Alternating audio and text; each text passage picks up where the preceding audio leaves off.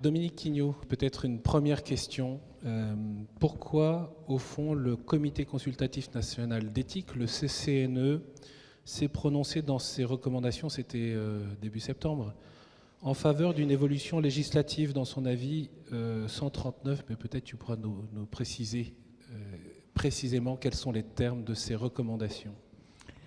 Alors effectivement, cet avis, qui est le résultat d'une autosaisine, ce sont les membres du CCNE qui ont souhaité s'emparer du sujet quand sont sorties les premières propositions de loi avant la fin du quinquennat précédent.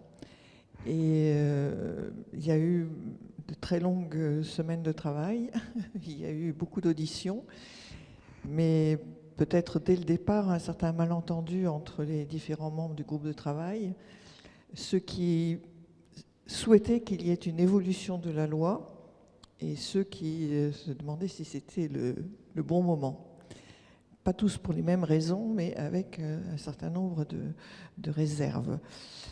Alors, comme toujours pour les avis du CCNE, qui ne sont que consultatifs, hein, je le rappelle, mais qui quelquefois sont utilisés un peu pour poser un débat dans un certain sens.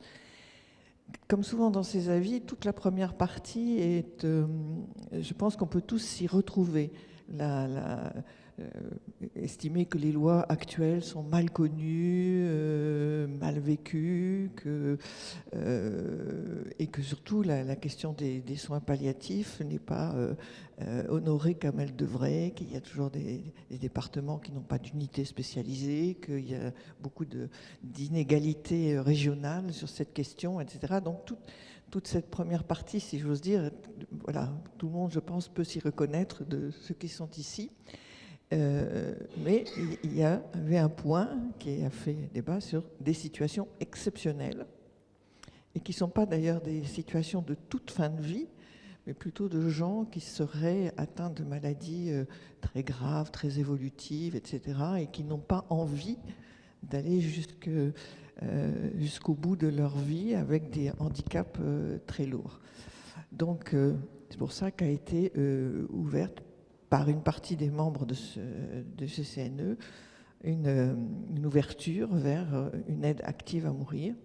Alors plutôt présentée comme plutôt un suicide assisté, plutôt que de l'euthanasie, mais avec une certaine ambiguïté, puisque à un moment donné, il s'agit d'aider quelqu'un à mourir, mais s'il ne peut pas se donner lui-même la mort, le médecin intervient. Donc, la différence avec l'euthanasie est petite. Et donc, voilà, il y a eu cette ouverture et pour essayer de montrer qu'il pouvait y avoir une manière éthique d'aider activement à mourir. Et sur la quarantaine de membres du CCNE, il y a eu 8 personnes qui ont émis une réserve. Ce qui est intéressant, c'est que ce sont des gens assez divers. Alors c'est vrai qu'il y a la personne qui représente la famille protestante et la personne qui représente la famille juive, moi-même qui suis censée représenter la famille catholique, mais d'autres très divers et qui ne sont pas forcément à terme opposés à une évolution de la loi, mais qui se disent que ça n'est pas le moment tant que les autres sujets ne sont pas réglés.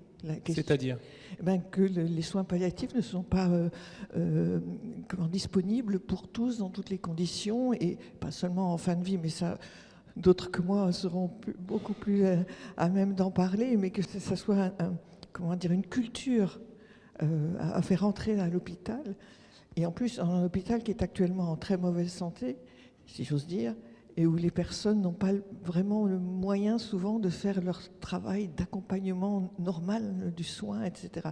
Donc dans cette réserve, il y a une partie des signataires qui disent non, c'est pas le moment, d'abord réglons ces questions, parce qu'autrement on pourrait penser que c'est une manière de ne pas régler la question des soins palliatifs que d'autoriser quelque chose d'aller plus loin. Et puis il y a à l'intérieur de ces 8 des gens qui sont plus profondément heurtés par l'idée de cette rupture importante, des conséquences pour l'ensemble de la société, mais autant de sujets sur lesquels on pourra revenir, sur le sens de la liberté, le sens de la solidarité, etc. Les mots ayant effectivement dans ce dossier un grand rôle à jouer.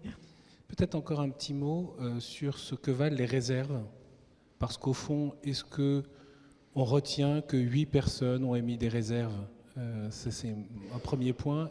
Et le deuxième point, c'est est-ce que vous avez l'impression que, au fond, cet avis qui n'est que consultatif est instrumentalisé comme une ouverture, comme une manière d'imposer une option plus qu'une autre?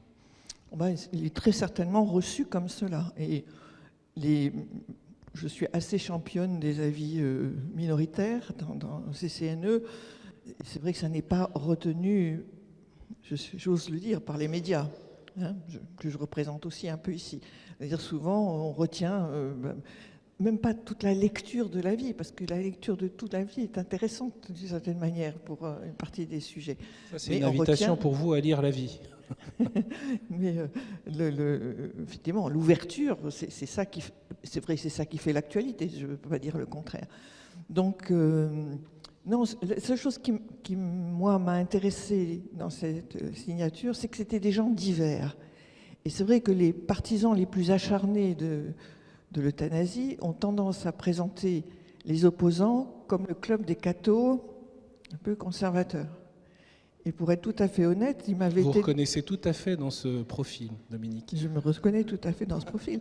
Mais il m'a même été demandé, au cours de la conférence de presse, à moi de présenter l'avis minoritaire. Et ce que j'ai refusé de faire, parce que je trouvais que ça empêchait de voir qu'il y a des personnalités différentes et pour des raisons qui ne sont pas que des raisons de foi ou de conviction religieuse, mais des raisons d'humanité, hein, c'est le mot qui a été utilisé par Monseigneur. Voilà, et c'est ça qui est important. Donc, je pense que, je suis sûre, vous avez raison, que peu de gens se souviennent de ça, de ces minoritaires, mais pour moi, c'était important. On s'arrête un temps sur la sémantique, parce qu'on a dit euthanasie, suicide assisté, aide active à mourir. Est-ce que c'est la même chose ou c'est pas la même chose? Alors c'est assez différent. Aide active à mourir, pour moi, médecin en soins palliatifs, ça veut rien dire. Je revendique le fait que j'aide activement les personnes à mourir. Je précipite pas leur mort, mais néanmoins, je les aide à mourir. Donc c'est vrai que c'est un terme que je n'utilise pas, parce qu'il est, à mon avis, à dessein flou et il recouvre une réalité tellement... on y met derrière ce qu'on veut y mettre. Il est volontairement flou? Je pense. Après, euthanasie, suicide assisté, c'est à la fois... proche et à la fois très différent. Proche parce que dans les deux cas, il s'agit de manière assez commune, donner la mort ou hâter la mort de quelqu'un, le plus souvent à sa demande. Maintenant, il est extrêmement différent parce qu'il ne convoque pas le tiers de la même manière. L'euthanasie, c'est le fait de donner la mort à quelqu'un à sa demande, souvent quelqu'un de malade et souvent un soignant. Le suicide assisté, c'est de donner à quelqu'un les moyens de mettre fin à sa vie. Donc, in fine, la personne va décéder de manière prématurée, mais l'intervention du tiers est très différente, et en ça, pour moi, ce sont deux réalités assez différentes. Peut-être, Erwan, un rappel du cadre législatif dans lequel on est. La dernière loi sur la question, c'est 2016, ce qu'on a appelé la loi Claes-Leonetti. Oui, alors la loi actuelle en 2016 a, il me semble, développé la question des directives anticipées, mais a surtout été retenue par l'introduction de la sédation profonde et continue maintenue jusqu'au décès, qui est un acte qui en fait était réalisé avant la loi, mais qui est encadré et officialisé par la loi, qui est la possibilité, effectivement, lorsqu'une personne en fin de vie a des souffrances réfractaires, c'est-à-dire que les traitements ne permettent pas de les diminuer suffisamment pour qu'elles soient supportables, la possibilité de la plonger globalement dans un coma artificiel en attendant l'arrivée naturelle de la mort. Donc c'est effectivement ce qui est mis en place, normalement lorsque le pronostic vital est engagé à court terme. Il y a eu des directives de la Haute Autorité de Santé qui permettent de dire que Globalement, le court terme, c'est une question de jours. C'est-à-dire qu'en moyenne, les sédations profondes et continues se pratiquent quand le décès est attendu dans les 3 à 4 jours à partir du moment où elle est engagée. Alors évidemment, les médecins ne sont pas devins, ça peut être plus court, ça peut être un peu plus long, mais c'est globalement dans ce délai-là que ça doit être mis en œuvre. Et c'est là d'ailleurs où le CCNE relève qu'il y a quelque chose à faire évoluer parce que cette situation-là, cette disposition-là ne satisfait pas complètement ce qui voudrait permettre une aide active à mourir au-delà de ces quelques jours. Pardon, oui, non, effectivement, c'était ça un peu le nœud de la question pour ces situations dites exceptionnelles, pour des maladies qui n'ont pas voulu être citées par le CCNE de façon à ne pas, porter un peu le regard sur ces maladies. N'empêche que dans les médias, on ne parle toujours que des mêmes. Donc, le résultat est quand même... Non, c'est l'idée que, justement, des gens...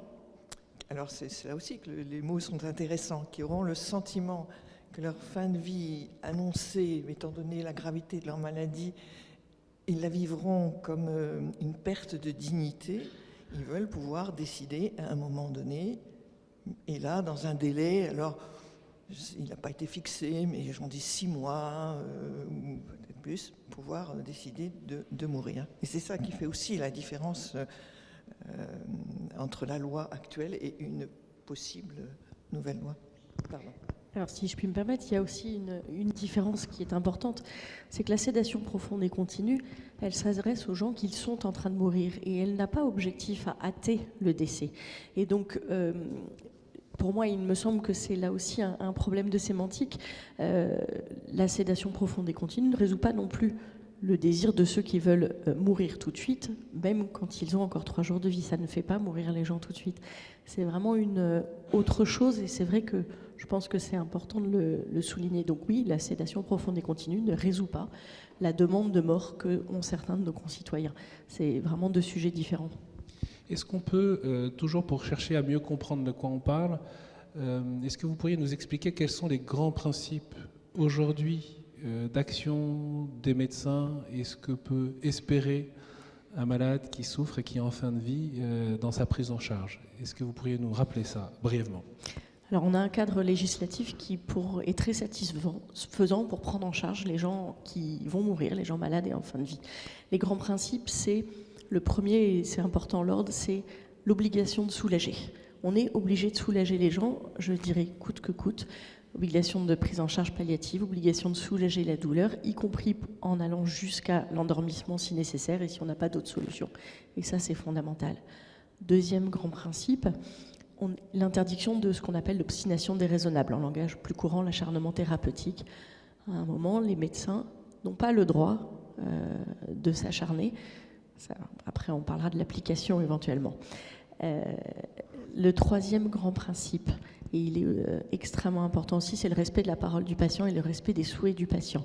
Il y a beaucoup de choses qui ont été faites depuis toutes ces lois, 99, 2005, 2016, pour faire en sorte qu'on écoute le patient et qu'on respecte ce qu'il souhaite. C'est les directives c'est évidemment le droit au patient de refuser tout traitement, c'est les directives anticipées, c'est la place de la personne de confiance, et ça, c'est vraiment très important.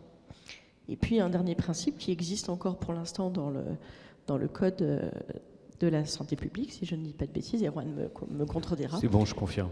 C'est l'interdit de tuer qui existe encore et l'interdit de mettre fin à la vie de quelqu'un. Oui, on le trouve aussi dans le code pénal, ça, assurément. Et alors à partir de là, racontez-nous un peu les soins palliatifs, parce que vous êtes chef de service de soins palliatifs.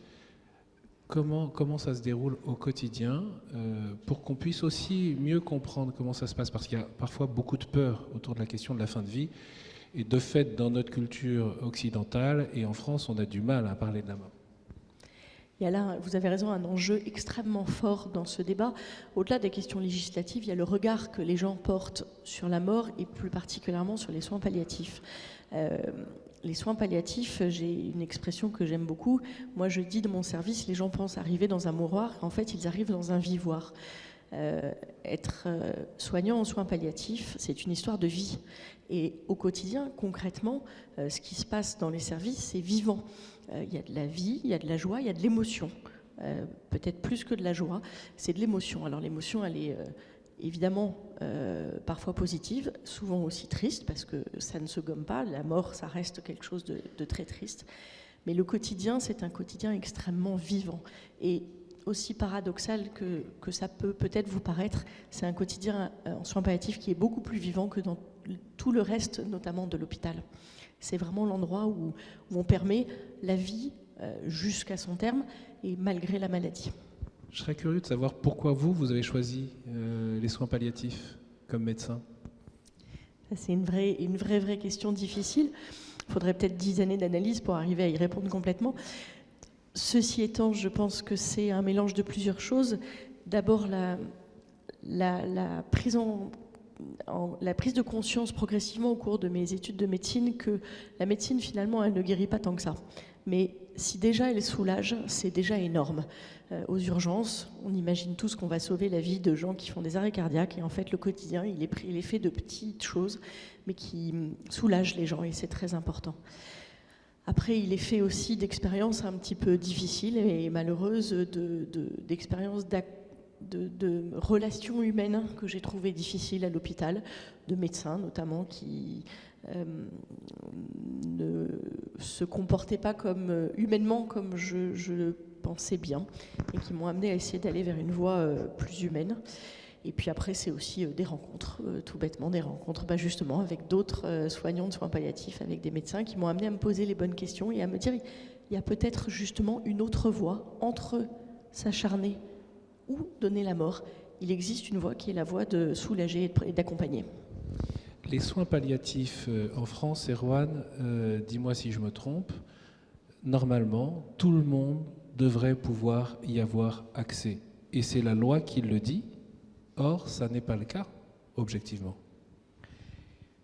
Ben on peut dire, et je citerai Monseigneur d'Ornelas sur une très bonne antenne, KTO, qui disait que l'État est en faute, et en faute grave.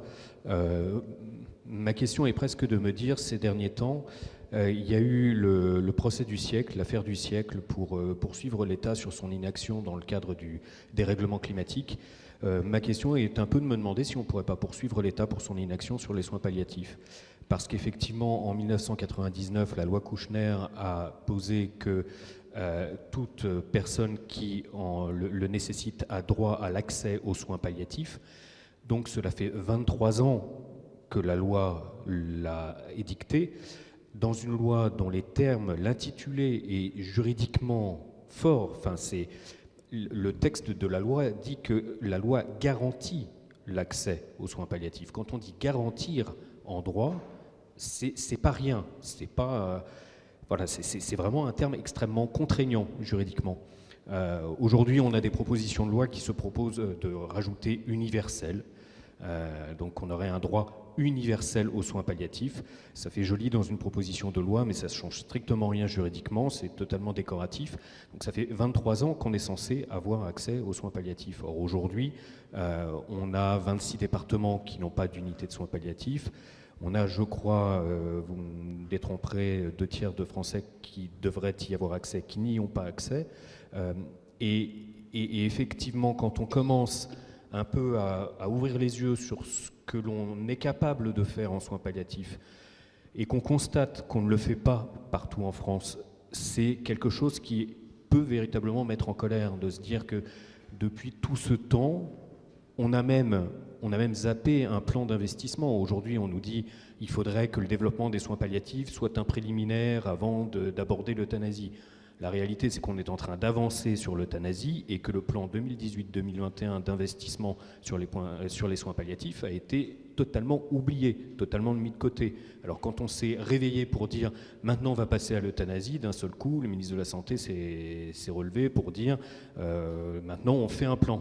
Et puis effectivement, on l'officialise. Mais pendant 3 ans, les soins palliatifs l'ont attendu, ce plan-là.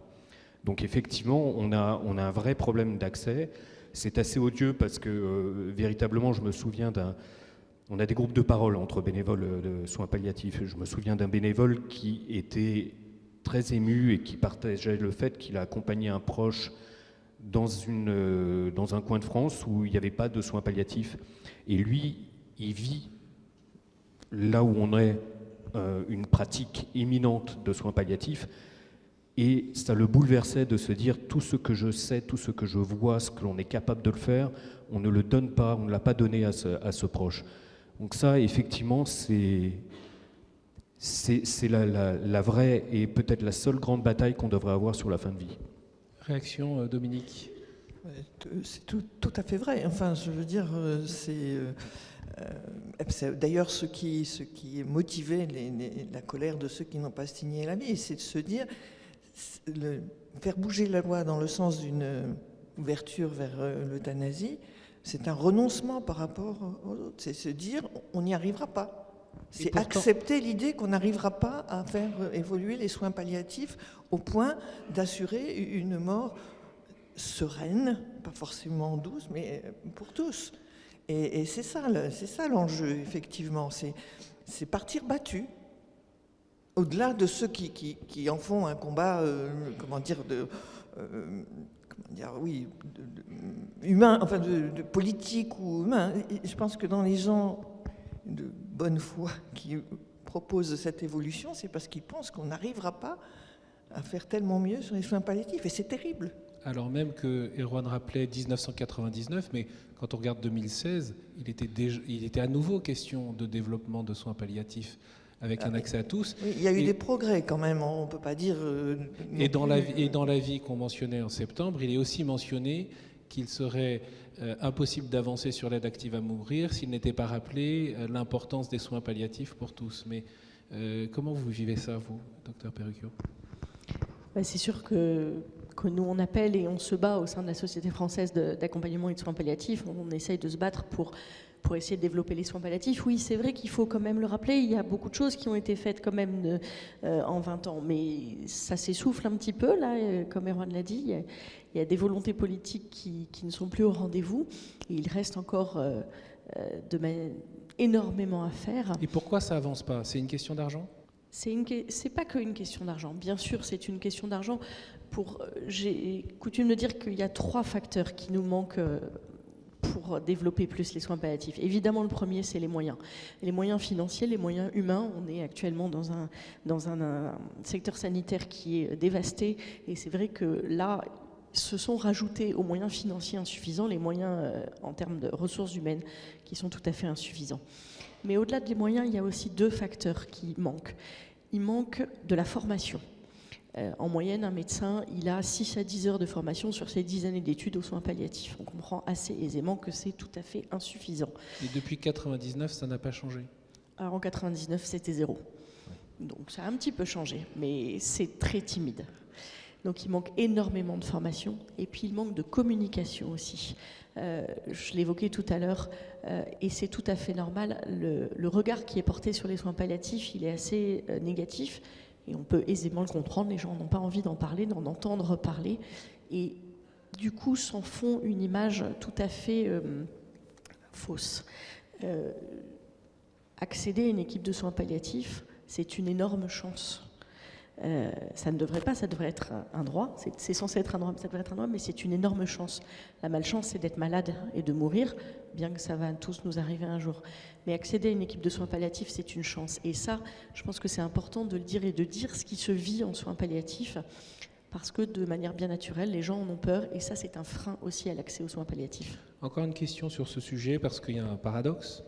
Vous dites, on n'aime pas parler des soins palliatifs, il y a une mauvaise image, et pour autant, en ce qui concerne l'euthanasie depuis des années, et Monseigneur Rouget le disait en introduction, ça fait longtemps que ce débat court dans notre société et revient régulièrement et est reporté régulièrement sur le devant de la scène, y compris politique. Erwan?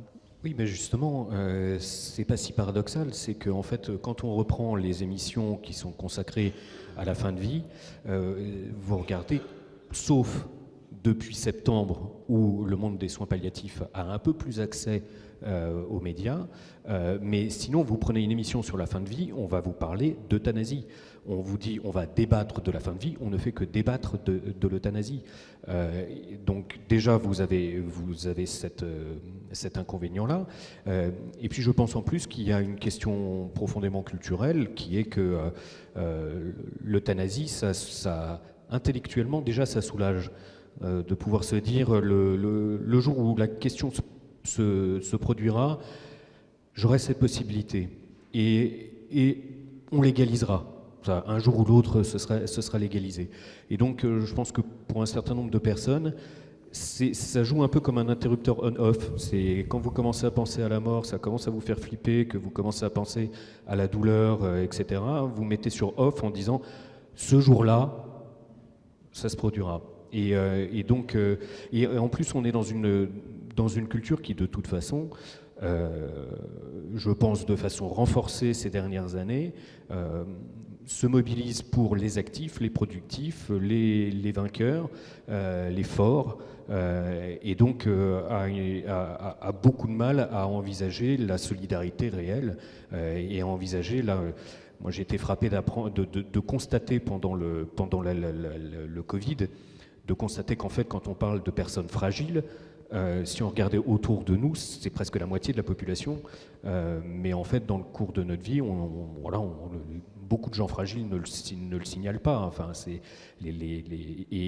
mais en fait, ça devrait prendre une part bien supérieure dans notre vie, parce qu'effectivement, ça concerne un nombre considérable de Français. Mais le focus est porté sur les actifs et les productifs.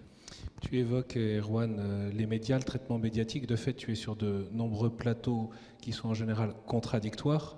En l'occurrence, le choix ce soir, ça a été de pouvoir approfondir. Il y a suffisamment de contradictoires pour ceux qui veulent pouvoir profiter de ces débats aussi. Mais ce soir, approfondissons et continuons du coup à approfondir sur la notion de liberté. Parce que moi, c'est quelque chose qui m'intrigue. Qu'on puisse user de ce terme pour promouvoir l'aide active à mourir. Dominique ? Oui, alors vraiment, je trouve que c'est un sujet clé dans ce débat, parce que les partisans de l'euthanasie revendiquent une liberté, pour dire, et disent, mais cette liberté, pourquoi est-ce que vous, qui n'y êtes pas favorable, vous nous la refuseriez? Personne n'est obligé de se suicider si la loi, d'être euthanasié si la loi l'autorise. Et c'est là tout le débat, c'est de se dire, mais faire bouger la loi dans ce sens-là, quel message ça envoie à l'ensemble de la société, à l'ensemble des personnes malades, à l'ensemble des personnes très âgées, qui ne cessent de se dire dans leur tête souvent, je suis un poids pour ma famille, un poids même peut-être pour la sécurité sociale, voilà. Et là, il y aurait, alors je vais peut-être utiliser des mots juridiques qui ne sont pas bons, Erwan, tu m'en pardonneras, mais voilà, un jour, si ça arrive, la loi, on reconnaîtra par la loi qu'il y a des vies qui méritent, qui ont le droit de ne pas être vécues parce qu'elles ne seraient pas dignes, quoi. Et ce message-là, bien sûr, il va être terriblement reçu par des gens. Moi, ce qui me frappe, pour dire un peu de mal des médias, mais encore une fois, il ne faut jamais parler des médias parce qu'ils sont tous différents. Mais dans tous les reportages que l'on voit ou les personnes que l'on voit qui demandent l'euthanasie, qui vont en Suisse et tout ça, qui sont mis en valeur parce qu'ils ont des graves maladies, mais on ne montre jamais des gens qui ont les mêmes maladies et qui se battent. Et qui Pourquoi ? Posons-leur la question, pas vous, pas nous, mais c'est vrai, moi je me souviens un film sur Lourdes qui montrait un monsieur atteint de la maladie de Charcot, puisque c'est souvent cette maladie qui est, je veux dire, avec son épouse et tout ça. Enfin, je veux dire, ça, on ne le voit pas. En revanche, la poétesse, l'écrivain, mais c'est pas elle que je condamne, hein, mais ça on en parle, quoi. Non, mais il se trouve que j'ai fait une expérience dans mon service la semaine dernière où on a effectivement une équipe de télévision qui est venue interviewer justement une patiente atteinte de la maladie de Charcot qui n'avait rien demandé et qui ne souhaitait pas être euthanasiée, qui était, j'ose le dire, heureuse de vivre. Et c'est vrai que c'est assez rare, et c'est assez rare à mon sens pour une raison, déjà la première, c'est que nos patients ne sont pas des militants. Nos patients, ce qu'ils veulent, c'est juste essayer de vivre le mieux possible et qu'on les aide à vivre le mieux possible.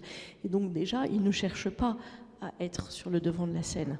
Et puis cette dame, et j'ai trouvé que c'était assez extraordinaire, elle a dit à cette équipe de télévision, qui lui a posé la question, est-ce que vous voudriez être euthanasié ? Elle a même pas dit non, parce qu'en fait, elle est pas du tout militante anti-euthanasie.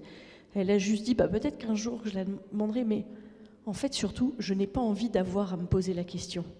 Et ça, je pense que c'était incroyable, parce que c'est elle qui l'a dit de manière spontanée. Et vous disiez tout à l'heure, on ne forcera pas les gens à être euthanasiés, c'est assez probable. En revanche, on va forcer tout le monde à se poser la question. Et ça, rien que ça, c'est vraiment très inquiétant. Oui, moi je suis aussi pas surpris, mais le fait que l'on aborde ce débat par la liberté est déjà foncièrement une mauvaise façon de le placer, parce que déjà ça nous oriente sur une question individuelle, et la vraie question qui doit se poser, c'est celle de la vulnérabilité des personnes. On a affaire à des personnes, en fait. Quand on vous parle de la liberté, c'est parce qu'on vous présente effectivement des gens qui sont militants pour le coup. Ils ont le droit de l'être, ils ont le droit de revendiquer leur maîtrise, je ne leur reproche pas. Ce que je dis, c'est que ces gens-là ne sont pas nécessairement représentatifs de la population atteinte de la maladie de Charcot, mais aussi de la population qui sera éventuellement soumise à l'euthanasie. Pour être un peu froidement statistique, quand on regarde les rapports officiels de la Commission fédérale de contrôle et d'évaluation de l'euthanasie en Belgique, on voit que seuls 8% des cas d'euthanasie concernent des cas de maladie du système nerveux, 92% ne les concernent pas, que 70% des euthanasies sont pratiquées sur des personnes de 70 ans, de plus de 70 ans plutôt, donc qui sont aussi éventuellement malades, mais la réalité, c'est qu'effectivement, l'euthanasie, fondamentalement, ne concernera pas avant tout des personnes atteintes de SLA. Dans les choses qui me choquent et me mettent un peu en colère dans ce débat, c'est que je trouve qu'à un moment donné, on instrumentalise ces malades de SLA. Il y a un moment où ça va bien, on a le sentiment d'avoir une exposition. On vous présente ces malades, je suis désolé, c'est un peu brutal comme expression, mais un peu comme des phénomènes de foire. Ça fait peur. Donc on vous présente des personnes qui sont là pour vous faire peur, et donc pour vous orienter totalement dans votre décision. Or, si on doit légaliser l'euthanasie pour ces personnes-là, la réalité, malgré les précautions que l'on prendra, c'est qu'il faudra la légaliser pour tous. Et comme le disait Dominique Queignot tout à l'heure, la légaliser pour tous, ça veut dire aussi la légaliser pour la grand-mère qui ne veut déranger personne. Et ça, cette grand-mère qui ne veut déranger personne, c'est un cas pratique. C'est une personne au Québec qui a témoigné sur Facebook. Je l'ai contactée pour qu'elle me confirme la réalité de ce qu'elle disait, qui me parlait de sa grand-mère qui a été euthanasiée. Et ils ont reçu ensuite une forme de carte de condoléances d'une personne de la maison de repos, disant « ça lui ressemble tellement, elle ne voulait jamais déranger personne ». Et la petite fille était catastrophée en disant « mais est-ce qu'elle n'a pas été prévenue de l'euthanasie ?» Elle disait « mais mamie, tu m'aurais pas dérangé, moi je voulais t'aider ». Et des gens comme ça, enfin la réalité, les militants de l'euthanasie, ils nous présentent des schémas très particuliers, des militants, enfin des personnes très spécifiques. Mais ils ne parlent pas de la diversité de la population française, de la diversité des malades. La plupart, beaucoup de malades que l'on peut voir, enfin je me permets de le dire parce que j'en vois depuis pas très longtemps, mais j'en vois en tant que bénévole, beaucoup sont isolés, certains sont isolés et précaires, certains sont isolés précaires et âgés. Et la réalité pour moi, quand je vois ces patients-là, ce n'est pas leur liberté qui me saute aux yeux, c'est leur vulnérabilité. En même temps, on voit bien, en tout cas on nous présente des sondages qui manifestent que la société française serait prête à l'adoption de cette aide active à mourir en très grande majorité. Pourquoi serions-nous si poreux, pas peureux, mais poreux à ce que vous venez de nous dire? Alors déjà, juste une chose, il y a eu, parce qu'il y a effectivement des batailles de sondage. Alors pour une fois, on va reconnaître au ministère de la Santé d'être un juge de paix. Ils ont publié dernièrement un sondage, il y a quelques jours, dont un des enseignements, c'est que si 48% des Français ne sont pas satisfaits du cadre légal et considèrent qu'il ne garantit pas leur désir en fin de vie, mais comme toujours un non est protéiforme, 46% des Français considèrent que le cadre légal actuel garantit et protège leur désir en fin de vie. Donc je me demande simplement comment on concilie ces 46% de Français satisfaits avec 96% prétendument de Français qui voudraient modifier et renverser en fait le cadre législatif actuel. Donc je ne suis pas convaincu par la pertinence des sondages. Pour autant, pourquoi on serait si poreux à ces réalités, que ces situations qui nous sont souvent présentées? Moi, je me demande souvent, mais bon, j'ai peut-être tort, dans les sondages, si ce n'est pas la peur de vieillir qui motive la réponse. Pas la peur de la mort, finalement, mais la peur d'une vieillesse dépendante, où on perd ses capacités, on pense à l'Alzheimer, etc. Autant de situations qu'en théorie, aucune loi sur l'euthanasie ne devrait régler. C'est là aussi l'absurdité de ces sondages. C'est d'abord, on y répond à tout âge, quand on est loin d'avoir les difficultés peut-être liées à une grande maladie. Et en plus, voilà, moi, ça me travaille depuis longtemps, je pense que c'est notre peur de vieillir qui est en jeu. Et si je peux compléter, notre peur de vieillir, et vous l'avez dit tout à l'heure, la peur de la dépendance et de la perte d'autonomie, et c'est vrai que c'est ce qu'on voit au quotidien. La plupart des patients qui demandent, parce que ça arrive, on en a dans nos services, on en a des patients qui demandent à ce qu'on fasse quelque chose, à ce que ça s'arrête. L'immense majorité de ces patients-là, quand on les prend en charge de manière correcte, ils cessent cette demande-là, parce qu'en fait, le ça s'arrête, c'est la souffrance, la douleur et les différents symptômes. Néanmoins, et vous avez raison, il ne faut pas nier qu'il y a un certain nombre extrêmement minoritaire, ça a été évalué dans une étude il y a quelques années, qui fait état de 0,3% des patients qui persistent dans leur demande de mort une fois qu'ils sont correctement pris en charge. Mais c'est vrai qu'il y en a quelques-uns. Et la plupart de ceux-là, c'est quasiment toujours des patients qui ne sont pas dans une souffrance actuelle, mais ils sont dans une peur qu'on peut très bien comprendre, dans une peur de la dépendance et de la perte d'autonomie et de la vieillesse. Alors, dans notre cheminement, dans notre échange de ce soir, j'en viens à une question que j'aimerais bien vous poser, et il nous reste une dizaine de minutes pour partager sur ce point. C'est qu'est-ce qu'au fond vous avez à nous dire, qu'est-ce que vous avez à annoncer en quelque sorte face à cette situation. Les patients que vous accueillez, ils sont ce qu'ils sont dans la situation dans laquelle ils se trouvent, malades et en fin de vie. Si ce n'est pas l'aide active à mourir, qu'est-ce que c'est et pourquoi? Alors, je vais démarrer. Moi, j'ai envie de dire que les messages, le premier, ça a été un peu le fil rouge, mais c'est ce que veulent les patients, c'est qu'on les aide à vivre. Et ça, c'est vraiment l'expérience de centaines et de milliers de patients accompagnés depuis des années. Ils veulent qu'on les aide à vivre malgré la maladie, à ne pas se sentir un poids. Et c'est l'honneur pour moi d'une société que de permettre ça. Et puis le deuxième message, et qu'on n'a pas bien abordé, et là je vais me faire le porte-parole de l'immense majorité des soignants de soins palliatifs, c'est qu'il faut être bien clair. Donner la mort n'est pas un soin et ne pourra jamais être un soin. Ça ne fait pas partie du champ du soin. Si le législateur, si la société veut à un moment légiférer, soit, mais ça n'est pas un soin, que ça ne rentre pas dans le champ du soin. Parce que si ça rentre dans le champ du soin, ça va gravement altérer le lien, j'allais dire médecin-malade, mais ce n'est pas médecin-malade, c'est soignant-patient, le lien humain. Ce sont dans nos services, dans mon service, nos infirmiers, nos aides-soignants qui tous les jours ont dans les bras, au sens propre du terme, des gens qui sont en train de mourir, qui soutiennent leur regard, qui soutiennent le regard de la personne qui leur dit « mais je vais mourir et je ne veux pas, je n'ai pas envie de mourir » et qui ne fuient pas, ils sont là. Et c'est très rare en fait, vous vous rendez compte, ils sont là et ils soutiennent ce regard-là. Et ça, c'est extrêmement difficile. Et si après, on doit donner la mort à cette personne, il y a une part de soi qui meurt avec. Or nous, on a besoin de continuer à vivre pour continuer à prendre en charge les patients d'après. Donc, il est extrêmement important de mettre l'accent là-dessus.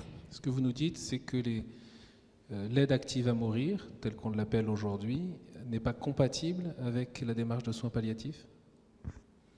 Absolument pas. Comme je vous disais, la démarche de soins palliatifs, c'est d'accompagner la vie, de ne pas s'acharner non plus. C'est accompagner la vie, laisser la mort arriver, mais en aucun cas de donner la mort. Et encore une fois, on ne peut pas, la main qui soigne ne peut pas être la main qui tue. Oui, moi je suis touché, en fait, je me suis ouvert une lucarne dans le monde des soins palliatifs en commençant ce bénévolat, et je pense qu'effectivement il faut qu'on ait conscience que ce n'est pas n'importe quel rôle ce que l'on demande aux soignants, c'est pas n'importe quel service d'hôpital, c'est ce que Ségolène disait très très bien à l'instant. Il faut quand même savoir qu'un soignant dans un service de soins palliatifs, il entend la douleur, il entend les angoisses, il laisse la personne parler plus qu'il ne la fait parler, mais il la laisse parler. Il est conscient de son impuissance, il sait très bien qu'il va faire tout ce qu'il peut pour soulager, mais qu'au bout du compte, on va arriver à la mort. Et effectivement, Claire Fourcade, qui est présidente de l'ASFAP, avait écrit un texte en disant une piqûre de mort, et en disant si je dois rentrer dans une chambre et piquer, et euthanasier la personne, je serai morte à l'intérieur. Le fait est tout le monde veut des soignants qui soient attentifs, qui soient humains, mais si vous leur demandez de vous tuer à la fin, ils ne pourront pas s'engager de la même manière.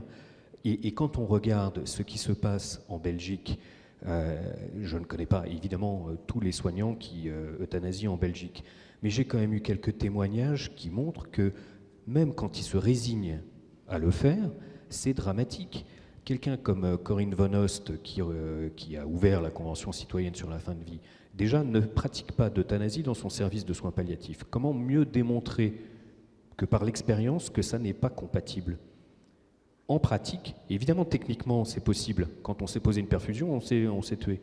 Mais elle ne les fait pas dans son service de soins palliatifs parce que euthanasier des gens que l'on connaît, ça n'est pas possible. Un autre médecin, dont je ne donnerai pas le nom parce qu'il n'est pas public, mais par 2 témoignages de médecins qui le connaissent, un médecin belge qui considérait que c'était dans son devoir vis-à-vis de la société belge de mettre en œuvre la loi, mais qui n'était pas en soi partisan de l'euthanasie, quand il témoigne de ce qu'il fait, il fond en larmes. Donc, au bout du compte, qu'est-ce qu'on aura comme soignants si on leur demande de faire ça ? Des gens qui vont se déshumaniser, qui vont souffrir, ou qui vont être dans une forme de toute-puissance médicale et de domination sur le patient. Donc il y a un vrai risque de déstabilisation de notre système de soins. Le CCNE évoque dans son avis la nécessité d'une clause de conscience pour les soignants qui souhaiteraient ne pas faire les gestes, les actes. Oui, je pense que c'est quelque chose qui, me semble-t-il, devrait être de toute façon reconnu, mais avec, comme pour l'avortement, la nécessité d'orienter le patient vers un autre médecin qui accepterait l'euthanasie. Mais c'est compliqué pour un médecin qui accompagne quelqu'un à un moment donné aussi de l'envoyer quelque part ailleurs. Je veux dire, c'est terrible. Qu'il fasse ou qu'il ne fasse pas le geste, je pense que l'existence d'une loi lui posera des problèmes terribles. Et juste pour... moi, je n'ai pas votre expérience des soins palliatifs. Simplement, ce que je sais, j'entends des témoignages, c'est ce qui se passe dans ces dernières heures entre les proches, les familles, etc. C'est des paroles qui sont dites, qui ne sont pas dites dans d'autres circonstances. Et faire valoir ce que ce temps de la mort apporte à une vie, je pense que c'est considérable. Puis surtout, je voudrais dire, mais parce que ça pose des questions aux soignants, ça pose des questions aux parlementaires, etc. Mais je pense que ça nous pose des questions à chacun de nous. C'est comment on regarde la très grande vieillesse, la dépendance, le handicap.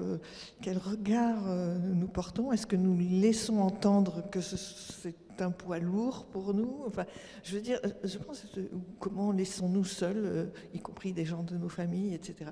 Je pense que ce débat, il doit aussi envoyer chacun d'entre nous à sa responsabilité individuelle.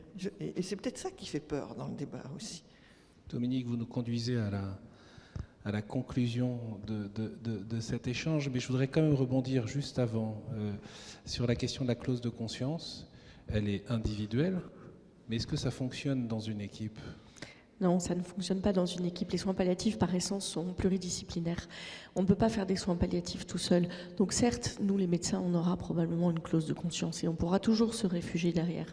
Mais quid de l'infirmière à qui on n'aura pas trop demandé son avis? Quid de l'aide-soignante à qui on dira dépêche-toi de faire la toilette du patient à la chambre 55 parce qu'il est euthanasié à 10h? Quid de l'ASH, celle qui va nettoyer la chambre, à qui on dira la même chose? Et du kiné à qui va arriver un matin et qui le lendemain, son patient aura été euthanasié? Les soins palliatifs se font en équipe. Il faudrait à minima qu'on puisse avoir des clauses de conscience d'équipe, des clauses institutionnelles. Je voudrais, pour conclure, vous donner encore un dernier moment pour que vous puissiez nous dire si vous voyez quelque chose de positif dans la situation dans laquelle nous nous trouvons. Et puis également vos points de vigilance, parce que beaucoup l'éprouvent de vivre un débat biaisé, écrit d'avance. J'aimerais bien que vous puissiez nous confier un point de vigilance dans ce contexte. Positif, on parle beaucoup plus effectivement des soins palliatifs, même si c'est beaucoup pour parler de l'euthanasie, mais quand même, depuis quelques semaines, on parle aussi un peu des soins palliatifs et il y a peut-être aussi une opportunité de les développer. Alors, il faudra savoir la saisir et ça, c'est le positif. La vigilance, effectivement, c'est est-ce que ce débat, il n'est pas un petit peu joué d'avance? On n'espère pas. En tout cas, c'est une vraie question et il est important d'en débattre et ça aussi, c'est déjà une bonne chose. Moi, pour le positif, je vais renvoyer à ce qu'a dit Ségolène. Moi, je resterai sur les points de vigilance. Les points de vigilance, je pense que c'est le fait de ne pas se leurrer sur le fait que on envisagera d'adopter une loi avec des garde-fous, des cas concrets, des cas strictement délimités. La réalité, c'est que tous les pays qui ont légalisé l'euthanasie ont connu un élargissement progressif mais systématique des cas d'ouverture à l'euthanasie. J'ai eu un débat avec notamment un gériatre hollandais, Bert Keizer, qui pratique des euthanasies depuis 14 ans. Il vit tellement dans une réalité parallèle que quand le journaliste lui dit « Vous comprenez que les opposants puissent avoir peur des dérives, est-ce que vous ne craignez pas que nous soyons sur une pente glissante ?» Il nous répond « Oui, 3 fois oui, nous sommes sur une pente glissante et je ne pense pas que ce soit une mauvaise chose. Il y a 14 ans, nous euthanasions des personnes qui étaient en fin de vie. Aujourd'hui, nous euthanasions des personnes qui ont des problèmes psychologiques. Nous allons toujours ajouter de nouvelles catégories et je ne pense pas que ce soit une mauvaise chose. » C'était dit de façon totalement assumée. Au Canada, on voit qu'il y a un développement et on voit des cas dans lesquels c'est la précarité qui provoque des demandes d'euthanasie. En Belgique, on a vu le cas d'une jeune femme de 23 ans euthanasiée parce qu'elle avait des problèmes de dépression, notamment parce qu'elle a été victime des attentats de Bruxelles. Il n'y a pas un pays dans lequel il n'y a pas un élargissement et il n'y a pas une dérive. Donc, on me dit souvent, oui, mais on encadrera. Je suis peut-être trop abrupte, mais je ne crois à aucun encadrement. Quand l'interdit de tuer saute, il s'élargit. Dominique, le mot de la fin. Le mot de la fin, sûrement pas, mais je suis absolument d'accord avec le risque d'élargissement. C'est sûr que la loi, aussi encadrée soit-elle au départ, ne résistera pas, parce que, au nom de l'égalité, puisque il y a liberté et égalité chez nous, en France. Parce il est censé y avoir fraternité aussi. Oui, Mais en l'occurrence, sur ce débat-là, c'est clair que des gens atteints d'une maladie qui ne sera pas présentée comme donnant droit à l'euthanasie diront mais pourquoi pas nous, et pour reprendre ce que vous venez de dire, il y a paru dans Le Monde du 1er décembre un texte d'un docteur en éthique néerlandais qui s'adresser aux Français pour leur dire faites attention. C'est quelqu'un qui est favorable à l'euthanasie, qui a été superviseur des cas d'euthanasie et qui dit ça s'élargit trop, c'est pas possible. Donc oui, c'est une rupture, c'est une digue, et quand il y a une digue qui cède, on va très loin. Alors le positif, c'est que peut-être ça nous oblige, ce que je disais tout à l'heure, chacun, et peut-être les soignants aussi, et peut-être et d'autres, tous ceux qui débattent, et je pense que c'est très important de débattre dans cette occasion, c'est de dire, si on veut éviter ça, mais qu'est-ce qu'il faut que l'on fasse, chacun. Voilà. Merci beaucoup à tous les trois d'avoir partagé votre travail, vos points de vue, votre réflexion qui peut, je l'espère en tout cas, nous libérer pour pouvoir mesurer à la fois la vraie vie et puis cette manière de vivre la mort aujourd'hui.